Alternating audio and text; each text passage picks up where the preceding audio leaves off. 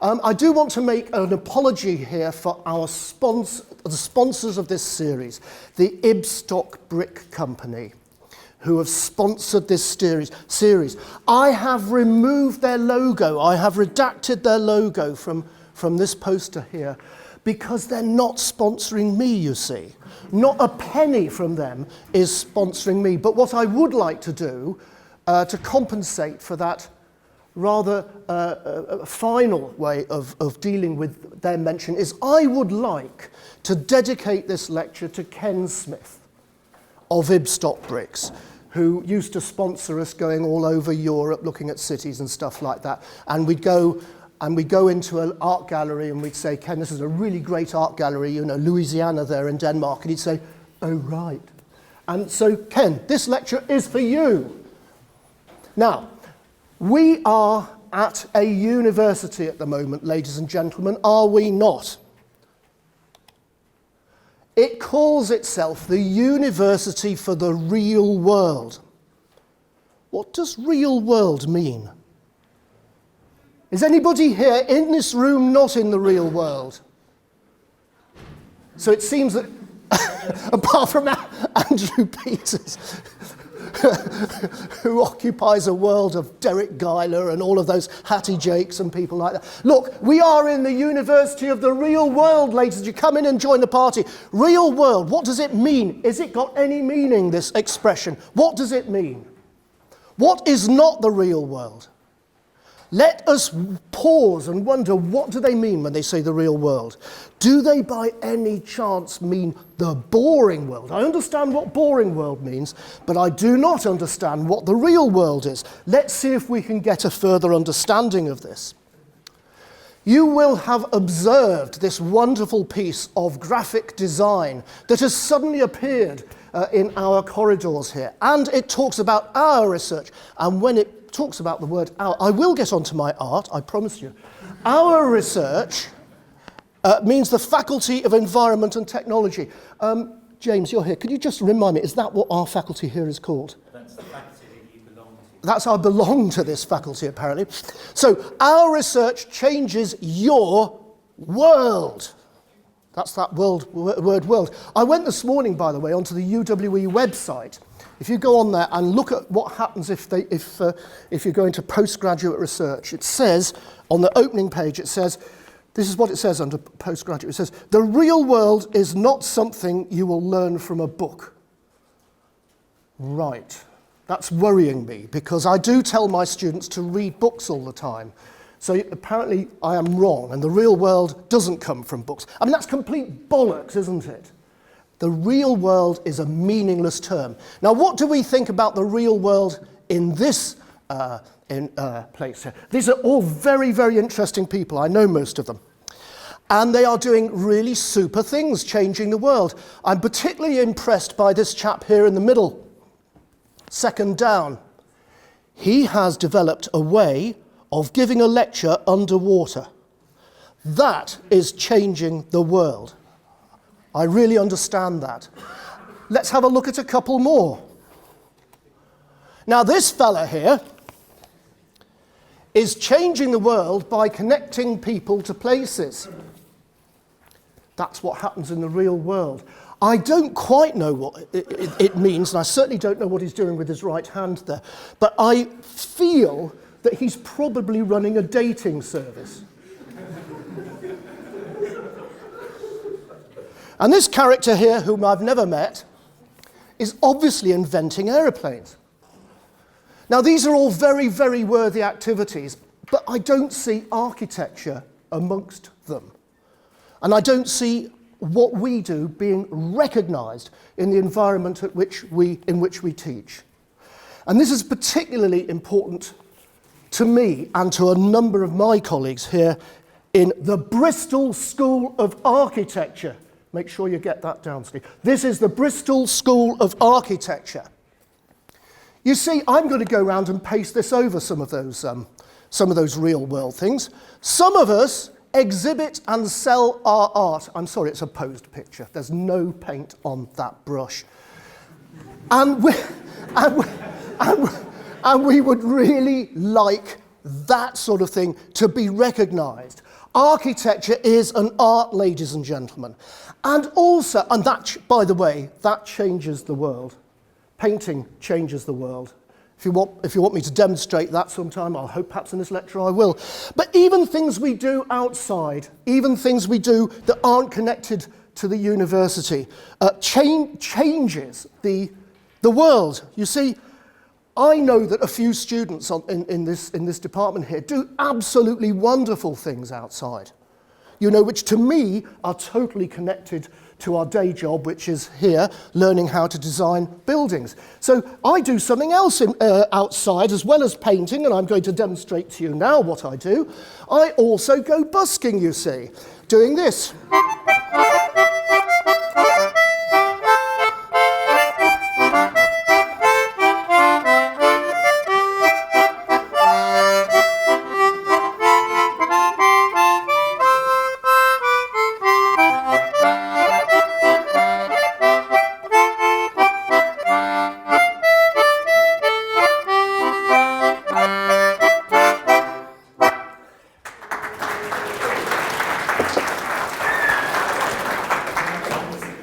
That is changing the world, okay? Making music, getting a bit of money, making people happy, and making enough money to buy beer. The only stage in that whole process that we haven't gone through there, ladies and gentlemen, is asking you for money. But I tell you, I've been looking forward to this. Cheers. Did you get that there? By the way, my hand was in the wrong position. It was shite, that music, but there we are. Okay, right, I now want to talk about art, and I want to be a little bit serious. First of all, the bare bones of my biography that are relevant to this. I, from a very early age, have been involved in arty things. I went to Kingston School of Architecture, and that was in an art school. So as students of architecture, we were alongside fine artists, graphic artists, interior designers, and fashion, students of fashion. That is where architecture should be taught. It's a big debate about whether architecture should be in a faculty of technology or a faculty of art. It's not a battle I am even remotely interested in this establishment about moving where we are here. But when I did earlier in my career take on the battle of when I was a head of department, where it should be, the one thing I was able to leave that job with was actually getting the School of Architecture at Birmingham out of a faculty of technology and into an art school where it belongs. I was unique in the country. After my first degree, I had to ask for special permission, instead of doing a year out, to go to the University of Sussex to study the history and theory of art. I then went back to Kingston, better or for worse, I'll never know whether it was the right decision. And in 1982, I qualified as an architect. And I was on the register for 30 years until 2012. And then there's a massive gap. And of course, we all have to go through this. Family, I have a family. Mortgage, I had a mortgage. Climbing ladders. Now, you don't know what climbing ladders is, but we on the staff all know what climbing ladders is. Climbing ladders is one of the most demeaning things you will ever have to do. It is a means by which organisations can impose control over people. If you're really, really clever and good, we might promote you. And we might give you an extra £2,000 a year. Oh, wow. In that case, I better behave myself. So I was involved in climbing ladders, and I was also involved in pretending to be important, like going to committee meetings in London with a pile of papers under my arm, or going to inspect other schools of architecture. It was a waste of time, to be honest with you. I came here in 2004 and learned within a few weeks, a bit longer, I was never going to be climbing a ladder here because I just am no good at bureaucracy. So instead I decided to enrol to do a doctorate at the Glasgow School of Art, and that was life-changing. Didn't ask anybody's permission, and I certainly didn't do it here. I did it at the School of Art. And as part of that, and I'd like to talk about this in some detail, I started painting as a part of that. It was a written PhD, 100,000 word dissertation. I completed it in 2011, and as a result of starting painting, I was persuaded by friends. This isn't something that you decide to do yourself. I was persuaded by friends to start exhibiting my art. Excuse me. Oh. Now, I know my colleagues probably do know what the PhD was about. I'm quickly just going to remind us what I did in that PhD. The subject was modern maritime ruins, and I was investigating the aesthetic quality of ruins, particularly ruined ships.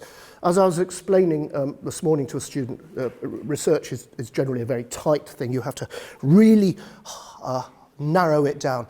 So I was involved in looking at these things, and the research, well, the primary research was twofold. It was reading really, really heavy books on aesthetics and so on, and it was also entering very dangerous places, often illegally, and originally investigating the qualities of surfaces inside there with a camera.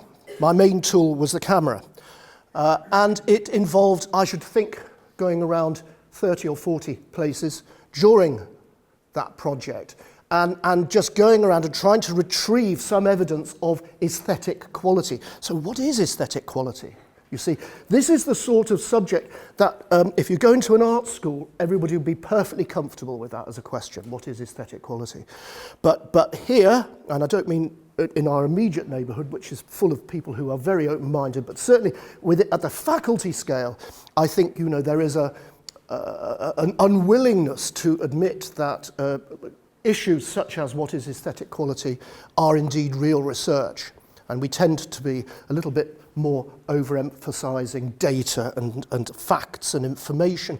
And at times, those visits involved going into pieces of actual architecture, like this famous example in Scotland here, which involved me not only in really illegal activity getting in there, but also very, very dangerous. This was what it was like about 5 years ago. It's subsequently been restored a little bit. And when I was there, I began to understand how what we call an aesthetic charge, a really charged atmosphere, emerges when you're looking at a piece of modern architecture, a piece of modernism in decay. Now, I'd like to now go to my first annual presentation at Glasgow, because this is terribly important to what I'm trying to do is to retrieve what about my work I think is relevant to students of architecture. This bit is as near as damn verbatim. And I want to go to June 2007. I am giving a lecture in Charles Rennie Mackintosh's great lecture theatre in his art school. Can you believe that? Little me. And I'd given a lecture of what I was doing, showed a lot of the pictures and the books I was reading and how I was going to try and say what was of quality there. And the head of the department where I was, Ken Neal, a lovely man, why don't you try making some art? And by which he meant, I think, painting. So I was showing photographs, I was showing that I'd read books, and I said, the young Thom Gorst, and I call myself the young Thom Gorst there because I was so naive, why, Ken, I'm not an artist? To which he then replied, it will help you to understand what you're trying to do. And I think that is the most important bit of this lecture, I think. This idea that the process of making a piece of art, visual art, in some way puts you in a different place. You learn from doing it, which is a crazy thing to do, because you're taught that you only learn through getting data and reading about the building regulations and shit like that. But you learn through making a piece of art, and I think that is something I really want to dwell on. So, and this is very true, so one morning a few weeks later, the idea had kind of laid in my mind, I woke up and I said, today I'm going to spread some shit on some canvas. and those were the words, and those words are important because previously I'd only ever, as an amateur, tried to make art through using a paintbrush. And I knew when I woke up it wasn't going to be a paintbrush, it was going to be a palette knife, of which more later. So this painting emerged. Now in those early, that's only quite small, about that size. And in those early days they were complete copies of maybe photographs. And that was only 11 years ago. And within a matter of a year, no more than that, my friends at home had persuaded me that I'd got enough work to actually put on an exhibition. And there's my lovely daughter Hannah there in her suit, acting as an invigilator at the Centre Space Gallery in Bristol in 2012. So what I'm talking about is very late in life. I celebrated my 60th birthday in 2012. You know, that's what climbing ladders and thinking you're important does. It gets you away from what you should be doing. And I didn't just have one exhibition in Bristol. This is my first exhibition in London at the Anise Gallery near the Design Museum, a lovely industrial gallery. And I started selling paintings, and that's a humbling experience when you actually see somebody getting their hand in their back pocket and putting money on the table. Now, again, a few more, I'd like to just discuss the early stuff, which many of my colleagues will be familiar with, but I did get a lot of insights by copying what was there. So that is not a literal version, but in doing that, you see, what you're doing when you're creating something is you're spending time, an inordinate amount of time, doing something which actually doesn't, look that particularly as if you have done. If you spend time on doing something, whether you're a student of architecture making a model of a corner detail, or you're an artist doing something based on a picture you've taken, you're spending time, and you begin to dwell, and I use that word with care, you begin to dwell in the task, you begin to relax in the task. And the one thing that's vitally important is you lose all sense of yourself. You know, too many students of architecture in my day, and certainly in this room here, are far too worried about where they are, what marks are you going to get, what is Matt or Tom or James going to think, or Andrew going to think of it? What do they want from me? But once you can lose yourself and lose that sense of self-consciousness, you can become a different person.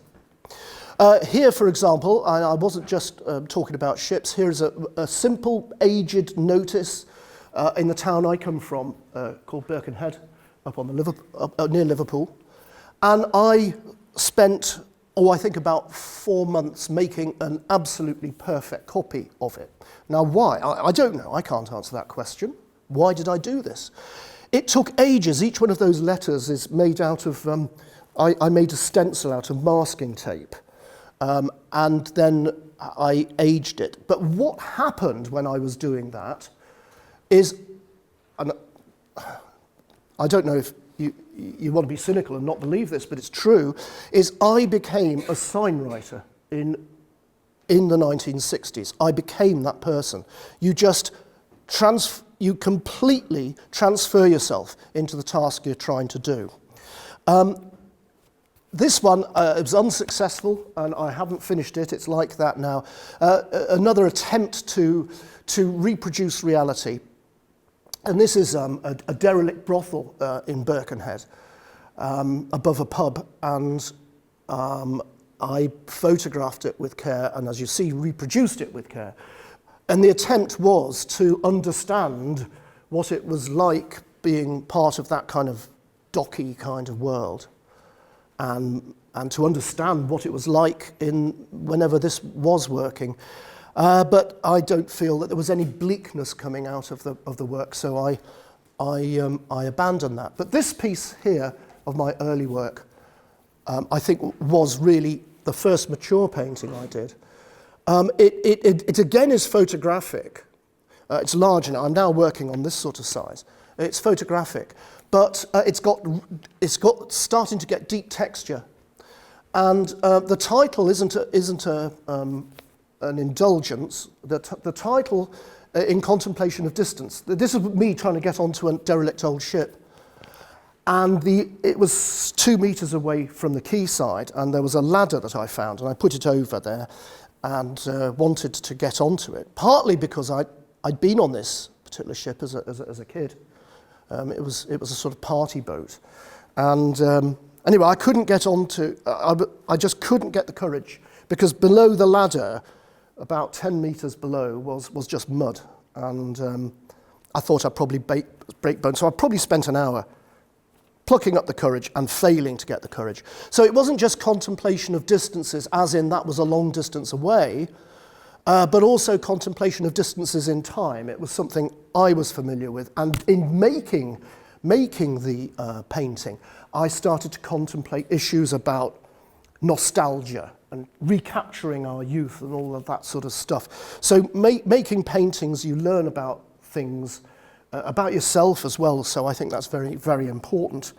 Now, what I'd like to do from now onwards is I'd like to talk about what I'm doing currently, and also to try and work out some of the elements of it, some of the things that drive it forward. Here is an example of a painting I sold about a couple of months ago. It is, I think, about that wide and about that high, and it's one of a pair. Blue line features all the stuff I do now, and it's no longer literal. It's no longer anything to do with ships at all. That's gone. That's finished. It's just metal, and it's metal where something's happened to it.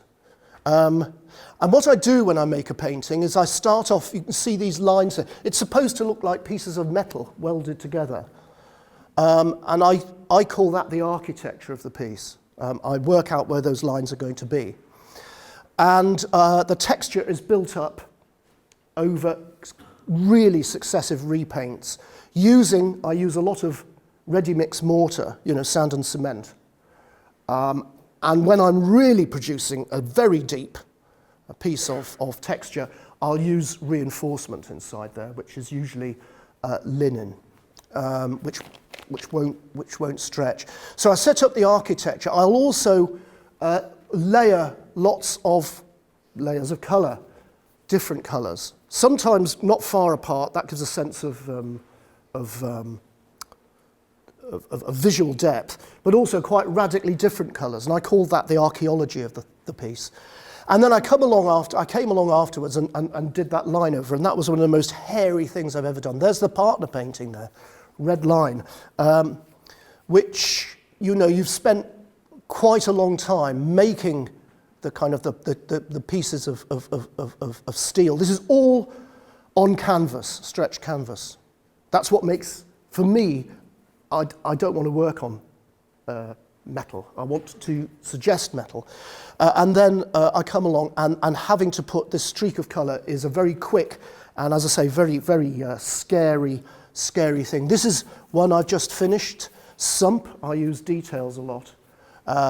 I use words a lot, and I'll say a bit more about that. Duct. This is a series of 3 that I've been asked to paint. Most of my stuff goes into, as you can imagine, commercial premises, sort of thing that's hanging over reception desks. I don't give a shit. It can go anywhere as long as I get the cash. That's what I'm interested in. And so there's that one.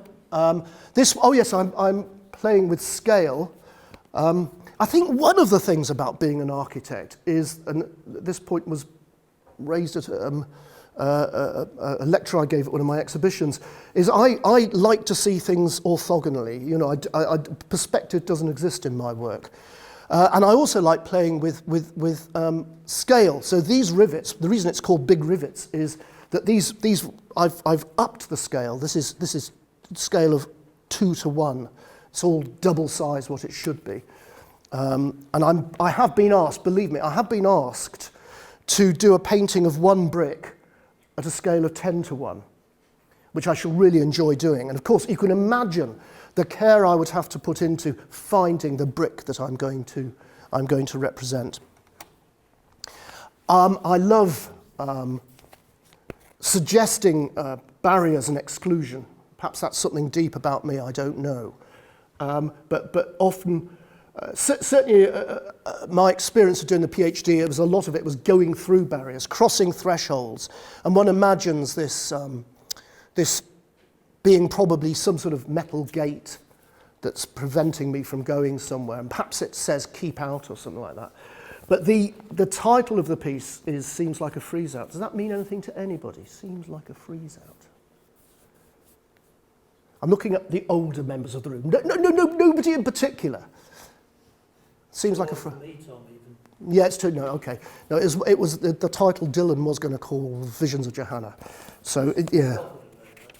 Eh? Scott, yeah. Where's Scott? He snowed in. And I will work to commissions. This is something I was asked to do by an Arsenal fan. I don't think they quite bargained on getting that in exchange, but, you know, he asked me to do something, you'll get it, you know. My version, hey, I'll tell you what, this is the first time I've ever given a lecture with a bloody tankard of ale. It's fantastic. If I come a bit burbly towards the end, sorry. Although I can always play music, can't I?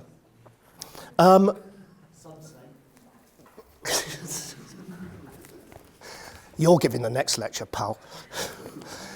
So that's what I'm doing now. And what I'd like to do, oh, yes, one other thing. Why do I know I'm an artist? As somebody from Merseyside once, no, actually, it was somebody from Manchester, from Salford, the Bard of Salford. He said, why are you an artist? Well, this is why I'm an artist. Because I get money. And it means I get a sense in my mind that there is a purpose to what I'm doing. And I don't think I have any problem about saying I'm changing the world. Okay, I'm not a frogman giving lectures under sea. I'm not doing aeroplanes. I'm not running a dating service. But I am doing something. And look at the sort of money, red line, £2,500. And you kind of get this and you think, who are these idiots? You know, but the money goes straight into the bank, and I'm not complaining. I don't know what to do with it, honestly. Now, I'm going to try and dissect what I do and what, the various devices I use. And as any student who's done my second year course will know, I am extremely enthusiastic about geometry and have been ever since I was a student of architecture. Geometry underpins all architecture, as we know. And I use geometry in all of my artwork. I am very fascinated by this artist here, who is part of what's called systems art, maybe of the 1970s. She's still practicing. Who does pieces which are completely underpinned by a sense of geometry. And in an attempt to work in that way, in the way Natalie Dower has worked, I've done some myself. By the way, if you want to know how the title comes about, this distance from here to here is in a ratio of 1 to root 2, which is 1.414 to the vertical one. So you get an angle of about 32 degrees. So she has constructed something just out of that pair of ratios. And I am working on, and that's slightly an overstatement. I mean, I'm not working on, but I will one day start to do, somebody's asked me to do a triptych, three paintings side by side. Something tells me I won't get it done because it's just not kind of what I do. But I put the slide up just to show you how much geometry does underpin my work. And I've set up three different ratios, the green, the red, and the blue, which are all in the golden ratio, 1 to 1.61803339, the golden ratio. And of course, that is completely a take of Corbusier's modular although Corbusier only had the red and the blue series. I've got the red, the green and the blue series. So that's something I do. And I would say that I am very, very disappointed over the last few years of not seeing these things in the studio. If you're really working with ratios, these things, they're called slide rules. And they are unbelievably useful things because you can set up on a slide rule a ratio. And you can read any figure, that ratio for any figure. So it's extremely, I did that using this. You can just do much faster than on a calculator because you don't have to punch numbers in. These are really, really useful devices, and I use them on a daily. The times when I use a slide rule in my life are two different types of time. One is when I'm in the studio virtually every day, and the other is when I'm watching cricket. And you want to know in one-day cricket how many what the run average is. Slide rule, ladies and gentlemen, really, really fantastic piece of kit. So that's the first thing, and it does underpin my work. This painting here called Outburst has only just been finished. And, well, the most simple observation I would make is that the ratio between that corner and, I hope you at home can see all of this, that corner to that point, that apex of the square there, the ratio between that and that is the golden ratio. And also, this internal square here has a very particular geometrical ratio compared to that outer square there. So there is a geometrical thing going on. Now, the next aspect of my work I would like to talk about, and just sticking with this painting, is texture. And texture for me is what gives a painting life. That's a little bit blurred. It's a kind of a selfie of my right hand. And unlike the previous painting, this is actually it happening. So that there is some wet paint on a palette knife. What I do, as I've already said, is I build up texture. And that texture will be, in this case, I should think about 20 millimeters above the canvas. So there's a lot of stuff underneath there.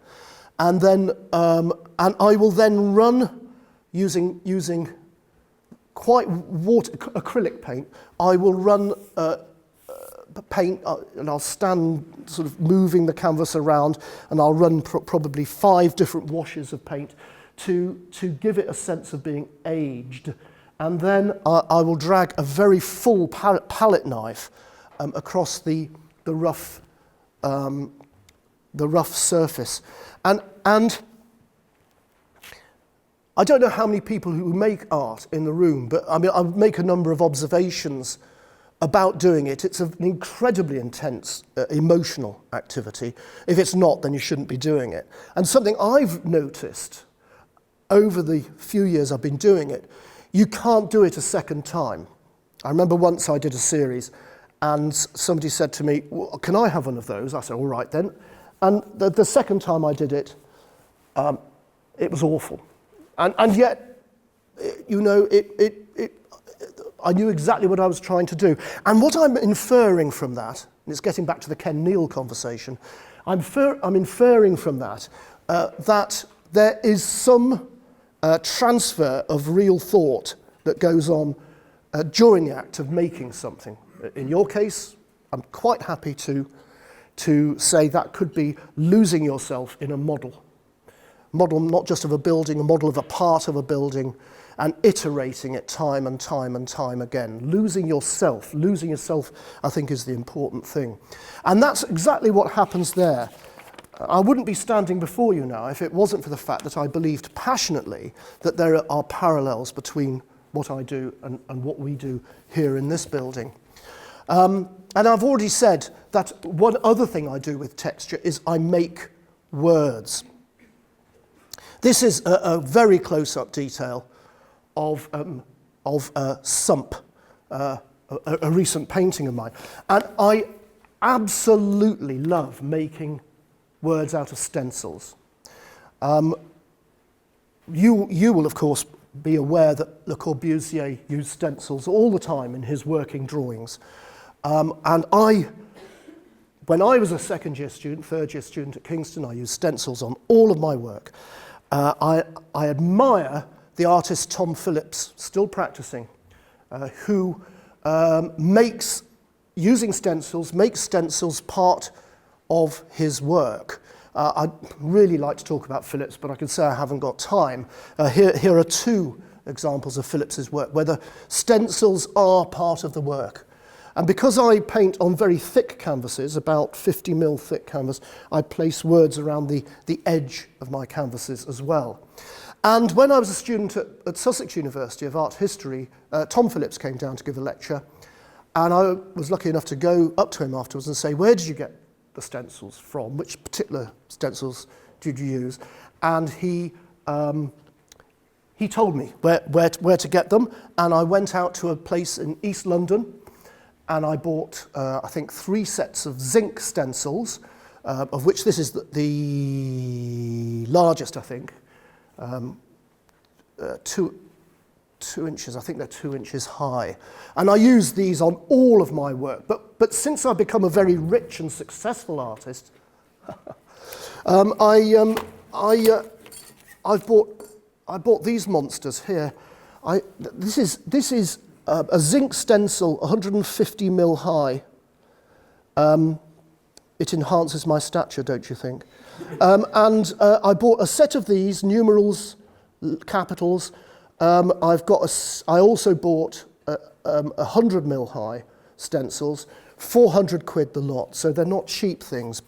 And the other thing about them is they tend to anodize a bit. But zinc stencils are very much part of my work, to the extent that I have produced work that is just words, and I think that's the way things are going. Yes, I said, yes, I will, yes. Anybody know what that is? Anybody identify that? Those words? Absolutely, one of the most powerful last lines in English literature.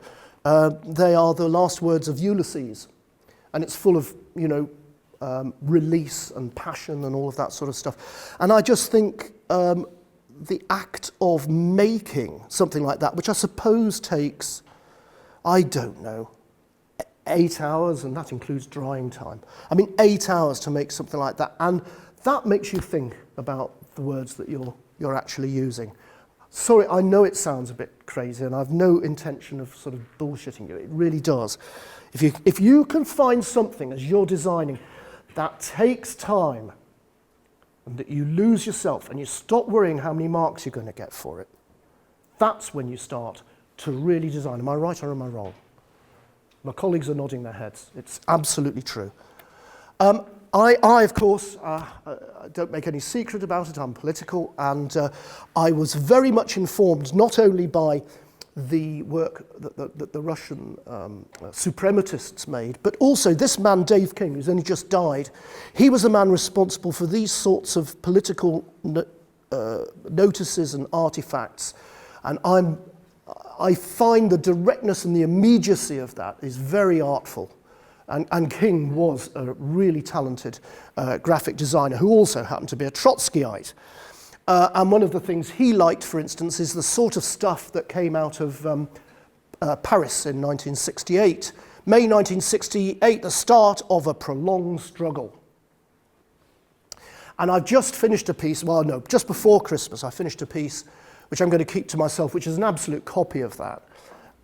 Because I think this is a fantastic image. This is large, this is all concrete, this stuff.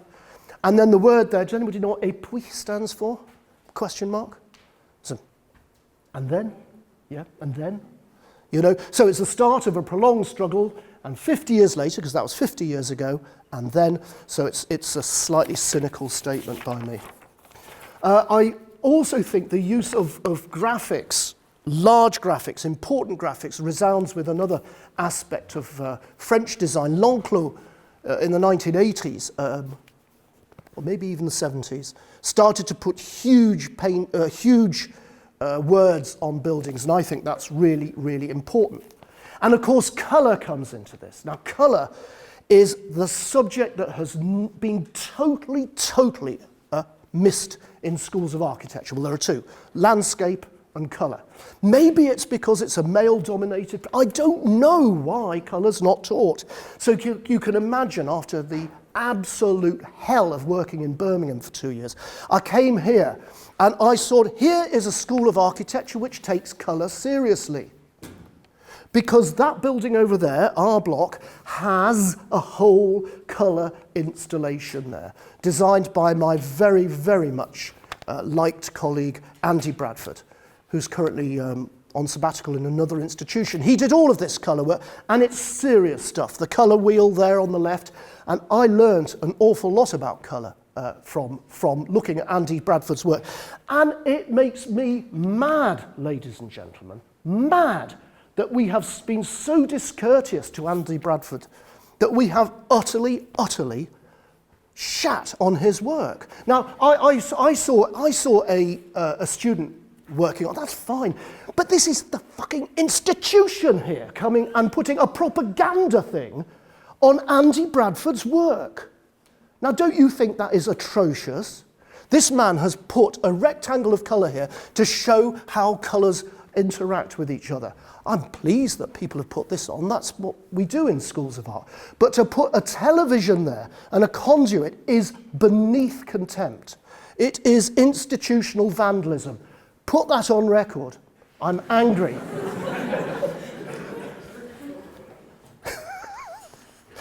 So I have had to set about teaching myself about colour, because I haven't got it from any of my own training or any of my own practice. And it's just, it's just experience. So I've done a load of colour studies, just seeing how one colour sits on another. Loads of these things. I'm also doing an alphabet. Like kids have alphabets.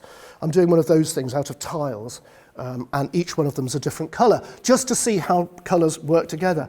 Colour is important to architecture, and I wonder how many tutorials myself, my colleagues or youth students have had that deals with colour in a proper way, or in a way that respects it.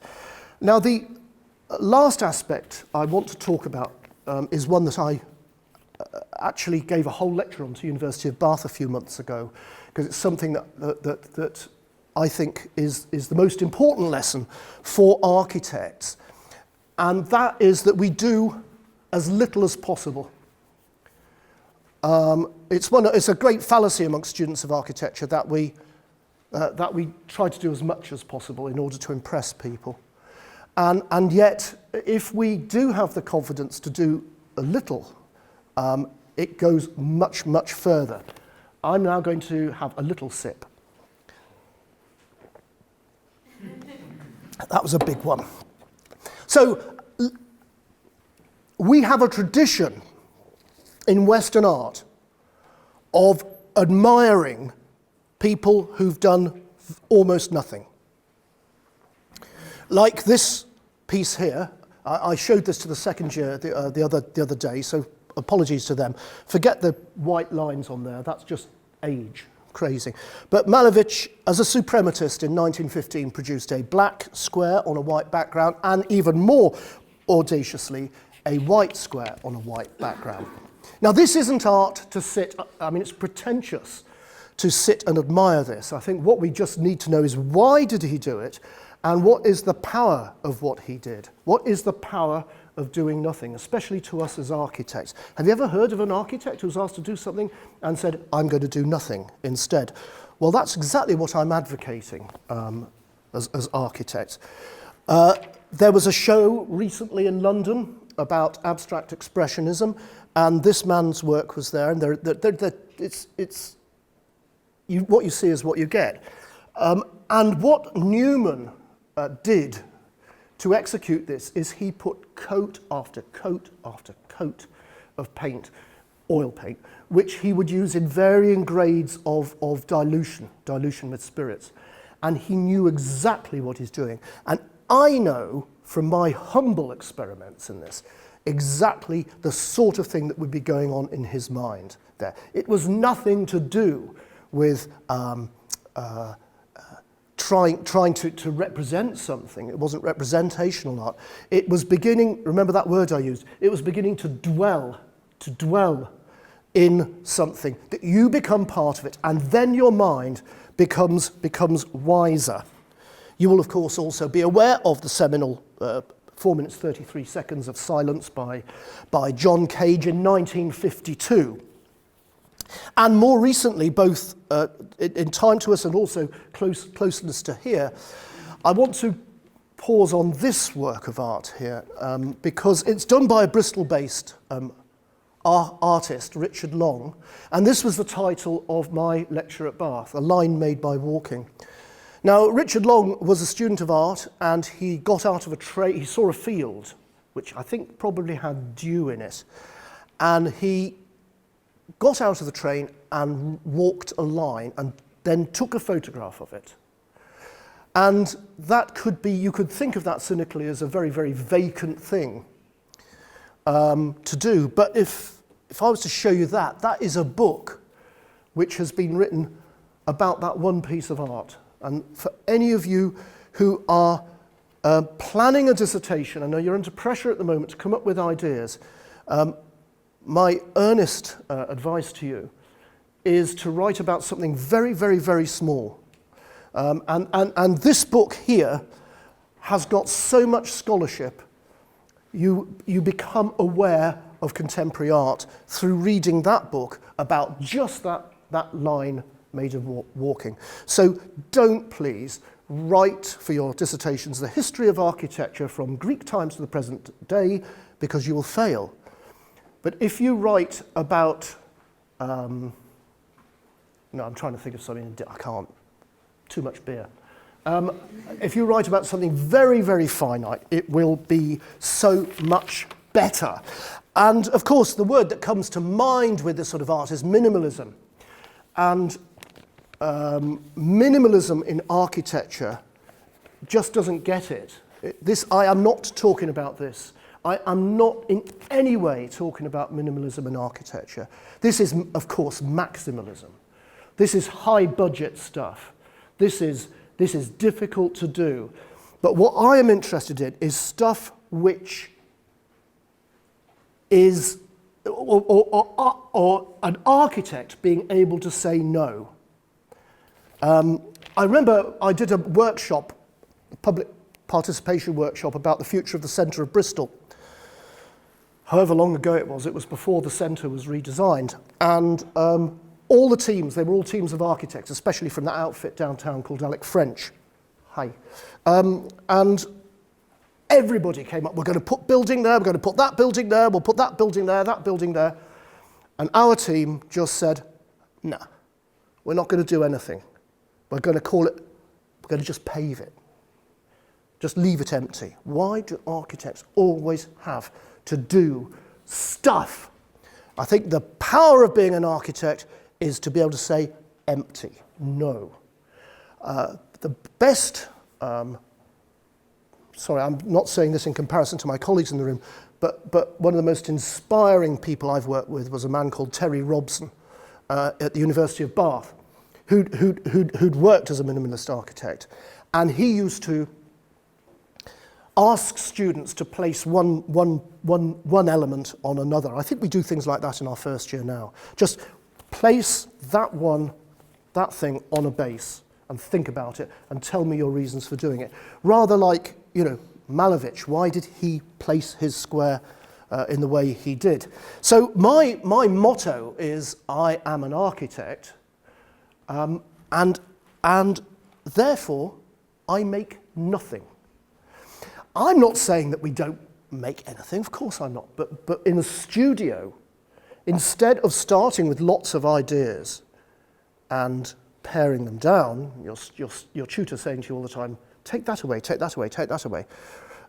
You start with nothing and you put everything down with great caution, very slowly, very particular about why things are done.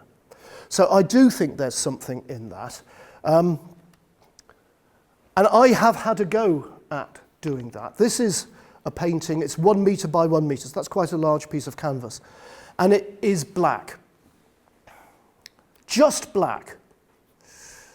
And when you look at it a bit closer, yes, you can see the usual Thom trademarks are there, and if you look at it in detail, there you can see it actually has got some detailed work in it. But no, I'm actually going to make a black canvas. And what was interesting about this canvas for me was it was the first piece I sold for over £1,000. It went on its first showing to another artist.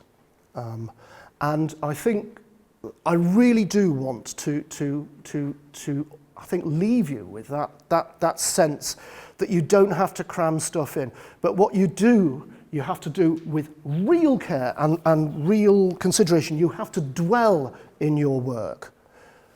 You know, don't set yourself too many tasks. Don't think about what your tutors will think about it, because you'll get nowhere. So I believe that art education and architectural education, I believe they are the same. Architecture is an art. It should be taught in a school of art. I think we need to be quite clear that we must learn from the work of others. That means understanding the history of our subject. We need to create time and space for ourselves so that we can think and dwell in what we're doing. And if you're constantly looking at the timetable and constantly worrying about what your studio tutor is going to think about it, you're not going to succeed. You need to lose yourself in your work. The work needs to take you over completely. And that means that you're then in love with it. In the way I'm in love with my painting, you're in love with it. And thank you.